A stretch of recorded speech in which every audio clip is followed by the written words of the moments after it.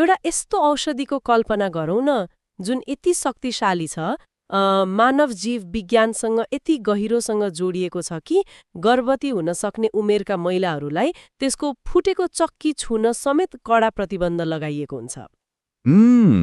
सुन्दै एकदमै डरलाग्दो लाग्छ नि। हो नि, त्यसको धुलो छालाबाट मात्रै भित्र पस्यो भने पनि मतलब गर्भमा रहेको पुरुष भ्रूणको यौनाङ्गको विकास नै उल्टिन वा बिग्रिन सक्छ।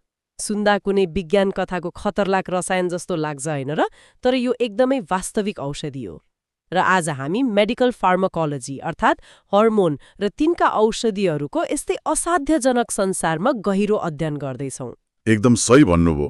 खासमा हामी प्राय हर्मोनहरूलाई रगतमा बग्ने सामान्य रसायनको रूपमा मात्र सोच्छौं, तर वास्तवमा तिनीहरू हाम्रो शरीरको पुरै संरचना निर्माण गर्ने, मर्मत गर्ने र भत्काउने मुख्य पात्रहरू हुन्। आजको छलफललाई अलिकति सजिलो बनाउन हामी यो हर्मोनहरूलाई तीनवटा मुख्य चरित्रमा बाँड्न सक्छौं। तीनवटा चरित्र भन्नाले अलिकति प्रष्ट पारिदिनुस् न। पहिलो हो एन्ड्रोजेन, जसलाई हामी एउटा स्ट्रङ फोरम्यान वा शरीर निर्माण गर्ने बलियो ठेकेदार भन्न सक्छौं। दोस्रो हो इस्ट्रोजेन, जो एउटा क्रिएटिभ आर्किटेक्ट वा सृजनशील वास्तुकार हो।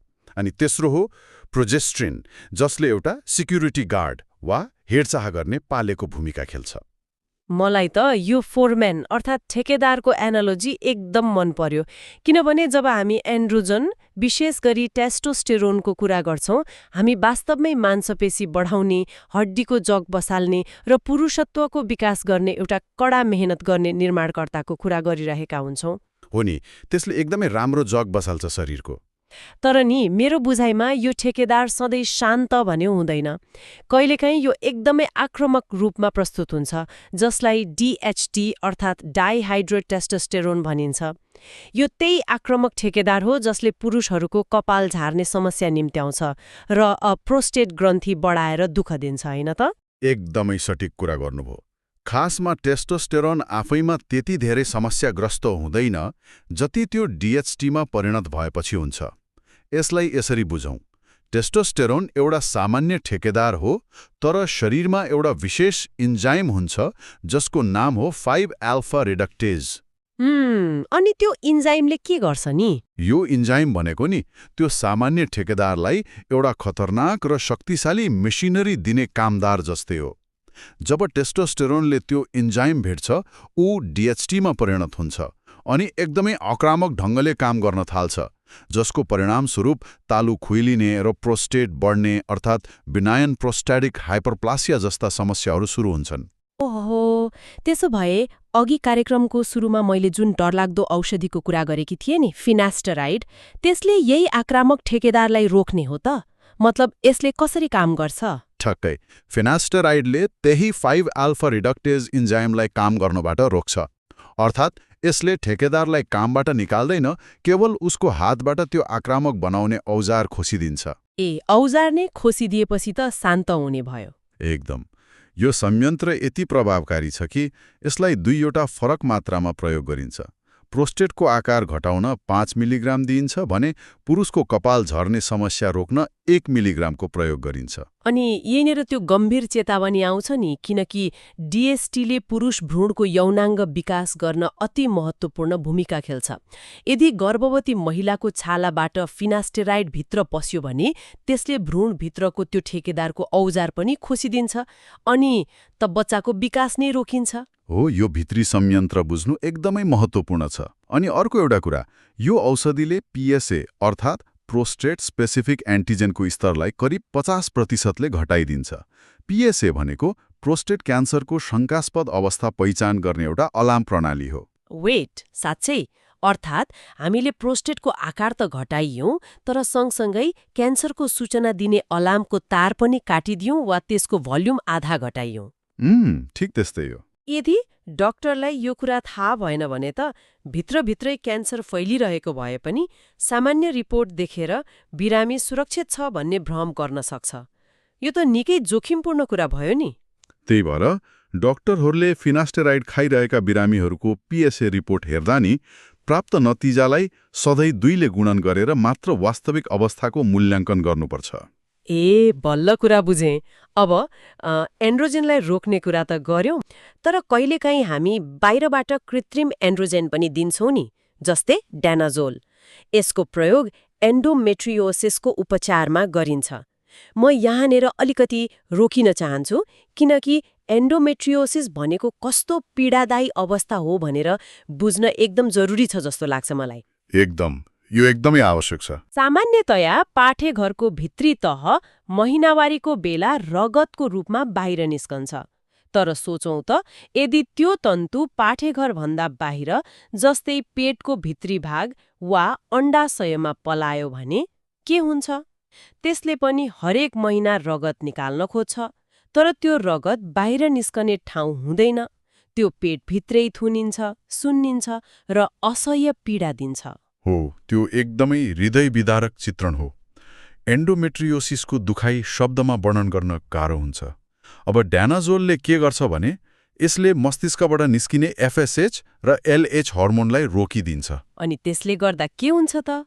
त्यसले गर्दा शरीरमा एस्ट्रोजेनको उत्पादन घट्छ र त्यो बाहिर पलाएको तन्तु बिस्तारै सुक्न थाल्छ, अनि बिरामीले पीडाबाट मुक्ति पाउँछन्। तर यो औषधिको मूल्य निकै महँगो छ, होइन र? म आर्थिक मात्र होइन, मनोवैज्ञानिक मूल्यको कुरा गर्दैछु। किनकि यो एउटा एन्ड्रोजेन हो, यसले शरीरमा पुरुषका जस्ता लक्षणहरू ल्याउन थाल्छ, जसलाई मस्कुलाइनाइजेसन भनिन्छ। हो नि, त्यसको साइड इफेक्ट एकदम कडा हुन्छ। जस्तै आवाज एक्कासी धोद्रो हुँदै जाने, अनुहारमा अनावश्यक रौँहरू पलाउने। एउटी महिला बिरामीको लागि त यो एकदमै क्रूर सम्झौता जस्तो भयो। कि त त्यो असह्य पीडा सहेर बस्नु पर्यो, कि त आफ्नो शारीरिक पहिचान नै परिवर्तन हुने जोखिम मोल्नु पर्यो। यो चिकित्सा विज्ञानको एउटा निकै जटिल यथार्थ हो। हामीसँग सधैँ पूर्ण रूपमा सुरक्षित र साइड इफेक्ट नभएको औषधि हुँदैन। हामीले एउटा रोगलाई नियन्त्रण गर्न खोज्दा अर्को अवाञ्छित प्रभावलाई स्वीकार गर्नुपर्ने हुन्छ। त्यो बलियो ठेकेदार र मांसपेशीको संसारबाट अब अलि बाहिर निस्कौ है त। शरीरलाई केवल इटा र सिमेन्टको थुप्रो मात्र बनाएर त भएन। त्यसलाई एउटा सुन्दर, लचिलो र सुरक्षित संरचना दिनको लागि अर्कै किसिमको इन्जिनियरिङ चाहिन्छ। र यहाँ प्रवेश हुन्छ हाम्रो दोस्रो पात्रको, क्रिएटिभ आर्किटेक्ट अर्थात् एस्ट्रोजन। यो आर्किटेक्टले महिलाको शरीरको कोमलतादेखि लिएर हड्डीको मजबुतीसम्म सबै कुराको डिजाइन गर्छ। एकदमै सही। एस्ट्रोजेन साँच्चै नै एउटा बहुआयामी आर्किटेक्ट हो। यसले हड्डीमा क्याल्सियम जम्मा गरेर त्यसलाई भित्रैबाट बलियो बनाउँछ। त्यसैले त मेनोपज जब शरीरमा यो आर्किटेक्टको कमी हुन्छ नि, महिलाहरूको हड्डी निकै कमजोर हुन्छ र अस्टियोपोरोसिसको समस्या देखा पर्छ। अनि त्यसैको लागि एचआरटी दिइन्छ, होइन? हो, यसको पूर्ति गर्न हर्मोन रिप्लेसमेन्ट थेरापी वा एचआरटीको रूपमा बाहिरबाट एस्ट्रोजन दिइन्छ, जसले मेनोपजका लक्षणहरू जस्तै एक्कासी शरीर तात्ने, हट फ्ल्यासलाई पनि कम गर्छ। यहाँनिर मलाई एउटा कुराले एकदमै अचम्मित बनाएको छ। यदि एस्ट्रोजन यस्तो चमत्कारी आर्किटेक्ट हो जसले हड्डी बलियो बनाउँछ र जीवनको सृजना गर्छ भने यसैलाई थ्रोम्बोएम्बोलिजम अर्थात् नसामा रगत जम्ने जस्तो ज्यानमारा जोखिमसँग किन जोडिन्छ? एउटै हर्मोन कसरी रक्षक र भक्षक दुवै हुन सक्छ? यसको भित्री मेकानिजम के हो नि? यो एकदमै राम्रो प्रश्न हो। यो बुझ्नको लागि हामीले कलेजोको कामलाई हेर्नुपर्छ। शरीरको कुनै पनि हर्मोनले एउटा मात्र काम गर्दैन। एस्ट्रोजेनको एउटा काम के हो भने यसले कलेजोलाई उत्तेजित गरेर त्यहाँबाट रगत जमाउने विशेष प्रोटिनहरू, जसलाई क्लटिङ फ्याक्टर भनिन्छ, त्यसको उत्पादन बढाउँछ। भनेपछि यो प्राकृतिक सुरक्षामै पर्छ। हो नि। प्रकृतिको दृष्टिकोणबाट हेर्ने हो भने बच्चा जन्माउने बेलामा महिलाको शरीरबाट धेरै रगत नबगोस् भनेर तयार पारिएको यो एउटा सुरक्षा संयन्त्र हो। ओहो, भनेपछि यो प्राकृतिक रूपमै रगत जमाउनको लागि डिजाइन गरिएको सफ्टवेयर रहेछ। ठ्याक्कै। तर जब हामीले बाहिरबाट औषधिको रूपमा इथिलिल एस्ट्राडियोल जस्ता सिन्थेटिक एस्ट्रोजेन दिन्छौं, तब यो संयन्त्र अत्याधिक सक्रिय हुन्छ। कलेजोले चाहिने भन्दा धेरै रगत जमाउने प्रोटिन निकाल्छ। अनि त्यही भएर रगत जम्छ। जसले गर्दा खुट्टाको भित्री नसाहरूमा रगत जम्न थाल्छ, जसलाई डीप भेन थ्रोम्बोसिस भनिन्छ। र सबैभन्दा डरलाग्दो कुरा, त्यो जमेको रगतको डिटका फुटेर रगतको माध्यमबाट फोक्सो वा मस्तिष्कमा पुग्यो भने यसले स्ट्रोक वा पल्मोनरी एम्बोलिजम गराउँछ, जुन प्राणघातक हुन सक्छ। यो त एकदमै खतरनाक सन्तुलनको खेल रहेछ। अनि अर्को एउटा कुरा नि, यदि हामीले पाठेघर सुरक्षित भएकी महिलालाई एस्ट्रोजेन दिँदैछौँ भने त्यहाँ अनिवार्य रूपमा प्रोजेस्टिन पनि दिनै पर्छ भनिन्छ, नत्र पाठेघरको क्यान्सर वा एन्डोमेट्रियल हाइपरप्लेसिया हुने सम्भावना हुन्छ। किन त्यस्तो हुन्छ? अब हेर्नुहोस्, आर्किटेक्टको काम के हो? निर्माण गर्ने। एस्ट्रोजेनले पाठेघरको भित्री तहलाई इँटामाथि इँटा थपेर लगातार बाक्लो बनाउँदै जान्छ। यदि त्यसलाई कसैले ल अब निर्माण पुग्यो भनेर रोकेन भने त त्यो तह अनियन्त्रित रूपमा बढ्छ। अनि अनियन्त्रित रूपमा बढ्नु भनेकै क्यान्सरको सुरुवात हो? एकदमै। त्यसैले हामीलाई त्यहाँ प्रोजेस्टिङ चाहिन्छ, जसले एउटा सुपरभाइजर जस्तै गएर त्यो निर्माण कार्यलाई रोक्छ र सन्तुलन कायम राख्छ। भनेपछि आर्किटेक्टलाई एक्लै छोड्नु हुँदैन रहेछ। अब एस्ट्रोजनलाई रोक्ने औषधिहरू, जसलाई हामी एन्टी एस्ट्रोजन भन्छौँ, तिनको काम गर्ने तरिका झनै जादुमय छ। मलाई ट्यामोक्सिफेनको मेकानिजमले पुरै चकित पार्यो। यो स्तन क्यान्सरको उपचारमा प्रयोग हुन्छ, तर यसले शरीरको फरक फरक भागमा फरक फरक व्यवहार देखाउँछ, होइन र? हो नि, ट्यामोक्सिफेनलाई हामी सर्म अर्थात् सेलेक्टिभ एस्ट्रोजन रिसेप्टर मोड्युलेटर भन्छौँ। यसको सबैभन्दा ठूलो खुबी भनेकै यसको छनौट गर्ने क्षमता हो। छनौट गर्ने क्षमता कस्तो खालको? जब ट्यामोक्सिफेन स्तनको तन्तुमा पुग्छ, यसले एस्ट्रोजेन बस्ने कुर्सी अर्थात् रिसेप्टरमा आफै गएर बस्छ, जसले गर्दा एस्ट्रोजेनले त्यहाँ काम गर्न पाउँदैन र एस्ट्रोजेनमा निर्भर रहने स्तन क्यान्सरका कोषहरू भोकभोकै मर्न थाल्छन्। तर पर्खनुस् त, स्तनमा गएर एस्ट्रोजनलाई ब्लक गर्ने यो औषधि जब पाठेघरमा पुग्छ, यसले त्यहाँ चाहिँ आफै एस्ट्रोजन जस्तै व्यवहार गर्न थाल्छ रे। यो त एउटै जासुसले दुईवटा फरक देशमा गएर दुई फरक अनुहार देखाए जस्तो भएन र? एउटा ठाउँमा क्यान्सर रोक्ने अनि अर्को ठाउँमा पाठेघरको क्यान्सरको जोखिम बढाउने। यो साँच्चै नै एउटा जटिल विरोधाभास हो। ट्यामोक्सिफेनले पाठ्यघरमा पुगेपछि त्यहाँको भित्री तहलाई बाक्लो बनाउन थाल्छ, जसले गर्दा स्तन क्यान्सर निको भइरहेको बिरामीमा पछि गएर पाठेघरको क्यान्सर हुने जोखिम बढ्छ। ओहो, यो त निकै विचार पुर्याउनु पर्ने कुरा रहेछ। हो, त्यसैले यस्ता बिरामीहरूको नियमित गाइनेकोलोजिकल परीक्षण अनिवार्य हुन्छ। यसका साथै रगत पातलो बनाउने औषधि वारफेरिनसँग ट्यामोक्सिफेनको प्रयोग पूर्ण रूपमा निषेध गरिएको छ, किनकि यसले रगत जम्ने प्रणालीमा झनै ठूलो गडबडी ल्याउन सक्छ। यही वर्गको अर्को एउटा औषधि छ क्लोमिफेन, जसलाई मुख्यतया PCOS जस्तो बाँझोपनको समस्यामा ओभ्युलेसन अर्थात् अण्डा उत्पादन गराउन प्रयोग गरिन्छ। मैले यसको काम गर्ने तरिका बुझ्दा यो एकदमै चलाख लाग्यो। यसले मस्तिष्कको आँखामा पट्टी बाँधिदिन्छ, होइन? एकदमै सटिक एनालोजी दिनुभयो। हाम्रो मस्तिष्कमा हाइपोथ्यालामस भन्ने भाग हुन्छ, जसले रगतमा कति एस्ट्रोजन छ भनेर निरन्तर जाँच गरिरहेको हुन्छ। क्लोमिफेन गएर मस्तिष्कको त्यो सेन्सरलाई ब्लक गरिदिन्छ। अनि मस्तिष्कले त एस्ट्रोजन नै देख्दैन होला? हो नि। अब मस्तिष्कलाई लाग्छ, ओहो, शरीरमा त एस्ट्रोजनको उत्पादनै बन्द भएछ। यो आपतकालीन अवस्था मानेर मस्तिष्कले अण्डाशयलाई अझ धेरै काम गर्न जोरदार निर्देशन दिन्छ। मस्तिष्कले अत्तालिएर लछिटो अण्डा निकाल भन्दै इमर्जेन्सी अलार्म बजाउँछ, जसको प्रतिक्रिया स्वरूप अण्डाशयले एकै पटक धेरै अण्डाहरू रिलिज गर्न सक्छ। र यही कारणले गर्दा यो औषधि खाने महिलाहरूमा जुम्ल्याहा वा तिम्ल्याहा बच्चा हुने अर्थात् मल्टिपल जेस्टेसनको सम्भावना धेरै हुन्छ। एकदम सही। र यसको अर्को एउटा एकदमै महत्त्वपूर्ण साइड इफेक्ट छ। यदि यो औषधि खाइरहेको बेला बिरामीको आँखामा कुनै समस्या देखियो, जस्तै दृष्टि धमिलो हुने वा उज्यालो हेर्दा दागहरू देखिने भयो भने तुरुन्तै औषधि रोक्नुपर्छ। यो त एकदमै ध्यान दिनुपर्ने कुरा रहेछ। हो नि, यो एउटा ठूलो रेड फ्ल्याग हो, किनकि यसले पिट्युटरी ग्रन्थि वा स्नायु प्रणालीमा गम्भीर असर परिरहेको सङ्केत गर्छ। आर्किटेक्टले संरचना त बनायो, तर त्यसलाई सही समयमा नियन्त्रण गर्ने र सुरक्षा प्रदान गर्ने कसले? यहाँनिर आउँछ हाम्रो तेस्रो पात्र, सिक्युरिटी गार्ड अर्थात् प्रोजेस्टिन।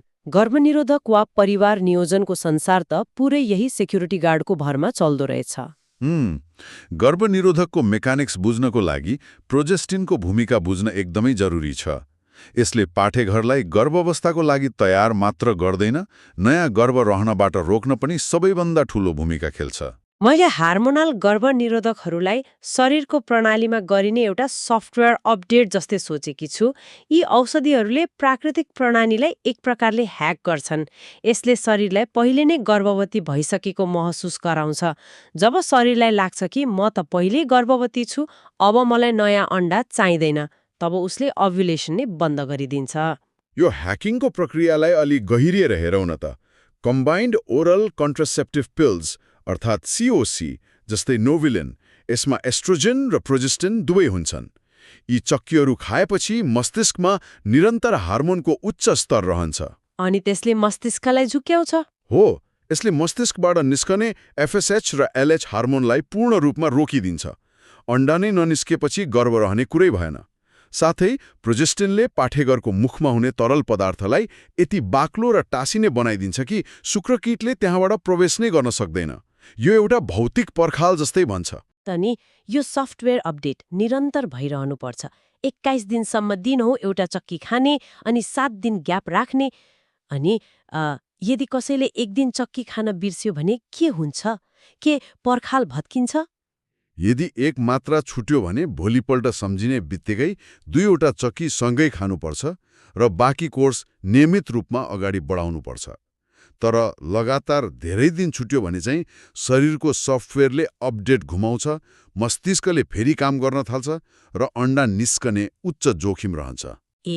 अनि जसलाई एस्ट्रोजेन खान मिल्दैन, उनीहरूका लागि मिनी पिलको विकल्प छ, जसमा केवल प्रोजेस्टिन मात्र हुन्छ र हरेक दिन बिना कुनै ब्रेक खानुपर्छ। यसमा डेसोगेस्ट्रल जस्ता तेस्रो पुस्ताका प्रोजेस्टिनहरू प्रयोग गरिन्छ, जसलाई लिपिड फ्रेन्डली भनिएको छ। लिपिड फ्रेन्डली हुनु किन यति महत्त्वपूर्ण छ नि? किनकि पुरानो पुस्ताका प्रोजेस्टिनहरूले शरीरमा राम्रो कोलेस्ट्रोललाई घटाउने र नराम्रो कोलेस्ट्रोल बढाउने गर्थे, जसले भविष्यमा मुटुको रोगको जोखिम बढाउँथ्यो। तर डेसोगेस्ट्रल जस्ता नयाँ पुस्ताका औषधिहरूले रगतको बोसो वा लिपिडको स्तरमा खासै नकारात्मक असर गर्दैनन्। यिनीहरूले मुटुलाई सुरक्षित राख्छन्। ओहो, यो त निकै राम्रो विकास रहेछ। अनि दिनौँ औषधि खान झन्झट मान्नेहरूका लागि त विज्ञानले सुई र इम्प्लान्टको व्यवस्था पनि गरेको छ, जस्तै डेपोप्रोभेरा, जुन हरेक 3 महिना वा 13 हप्तामा लगाइन्छ। सुन्दा त यो एकदमै सजिलो विकल्प जस्तो लाग्छ, तर यसको पछाडि लुकेको एउटा डरलाग्दो यथार्थ छ नि। लामो समयसम्म यो सुई प्रयोग गर्दा हड्डीको घनत्व घट्छ। यो किन हुन्छ? यो एकदमै राम्रो प्रश्न हो। अघि हामीले आर्किटेक्टको कुरा गरेका थियौँ नि। डेपोप्रोभेराले ओभ्युलेसन रोक्नको लागि अण्डाशयको कामलाई पूर्ण रूपमा सुताइदिन्छ। अण्डाशय सुतेपछि त एस्ट्रोजेन पनि बन्द भयो होला नि? ठ्याक्कै। जब अण्डाशयले काम गर्दैन, शरीरमा प्राकृतिक इस्ट्रोजेनको उत्पादन निकै कम हुन्छ। अर्थात् तपाईले आर्किटेक्टलाई नै कामबाट निकालिदिनुभयो। ओहो, आर्किटेक्ट नभएपछि त घर भत्किन थाल्छ नि। हो, जब आर्किटेक्ट हुँदैन, हड्डीको मर्मत सम्भार हुँदैन। बिस्तारै हड्डीहरू भित्रभित्रै खोक्रो र पातलो हुन थाल्छन्। त्यसैले लामो समयसम्म यो सुई लगाउने महिलाहरूमा हड्डी भाँचिने जोखिम अत्यधिक हुन्छ। हेर्नुस् न, सुविधाको पनि कति ठूलो मूल्य चुकाउनु पर्ने। अनि छाला मुनि राखिने इम्प्लान्टहरू पनि छन्, जस्तै 5 वर्ष काम गर्ने नर्प्लान्ट र 3 वर्ष काम गर्ने इम्प्लानोन। यी साना प्लास्टिकका रडहरू छाला मुनि राखिन्छ र यसले बिस्तारै हर्मोन रिलिज गरिरहन्छ। एकपटक राखेपछि लामो समय ढुक्क। एकदम। यी विधिहरू अत्यन्त प्रभावकारी छन् किनकि यसमा बिरामीले दिनहुँ चक्की खान सम्झिरहनु पर्दैन। अब यहाँनेर एउटा विद्रोही पात्रको कुरा ल्याउन चाहन्छु म। यदि प्रोजेस्ट्रिन सिक्युरिटी गार्ड हो भने माइफेप्रिस्टोन नामक औषधि त त्यो गार्डलाई नै ड्युटीबाट गलहत्याएर निकाल्ने एन्टी प्रोजेस्ट्रिन पो रहेछ। गर्भावस्थालाई निरन्तरता दिनै सक्दैन। अनि पाठेघरको भित्री तह भत्किन थाल्छ। एकदम। त्यसैले यसलाई प्रोस्टाग्ल्यान्डिन जस्तै मिसोप्रोस्ट्रोलसँग मिलाएर सुरुवाती गर्भावस्थाको गर्भपतन गराउन प्रयोग गरिन्छ। तर यो औषधिको क्षमता त्यतिमा मात्र सीमित छैन रहेछ। यसले कुशिङ सिन्ड्रोमको उपचारमा समेत काम गर्छ। कुशिङ सिन्ड्रोम भनेको त शरीरमा कोर्टिसोल भन्ने स्ट्रेस हार्मोन एकदमै धेरै बढेर हुने रोग हो। गर्भपतन गराउने औषधिले मुटु र सुगरको समस्यासँग जोडिएको रोगमा कसरी काम गर्छ नि? किनकि माइफेप्रिस्टोनले प्रोजेस्टिनको रिसेप्टरलाई मात्र होइन, कोर्टिसोलको रिसेप्टरलाई पनि ब्लक गर्ने क्षमता राख्छ। यसले गर्दा रगतमा चिनीको मात्रा अनियन्त्रित भएका कुशिङ्सका बिरामीहरूलाई यसले मद्दत गर्छ। ए भनेपछि यसले दोहोरो काम गर्दो रहेछ। हो, तर यो प्रयोग गर्दा पोट्यासियमको कमी हुने अर्थात् हाइपोक्यालेमिया र भारी रक्तस्राव हुने जस्ता गम्भीर साइड इफेक्टहरू आउन सक्छन्। र अन्त्यमा हामीले गर्भनिरोधक चक्कीहरू खाइरहेका महिलाहरूलाई दिने सबैभन्दा कडा चेतावनीको कुरा गर्ने पर्छ, विशेष गरी चुरोट पिउने महिलाहरूमा। एकातिर एस्ट्रोजनले रगत जम्ने प्रोटिन बढाइरहेको हुन्छ, त्यसमाथि चुरोटले के गर्छ?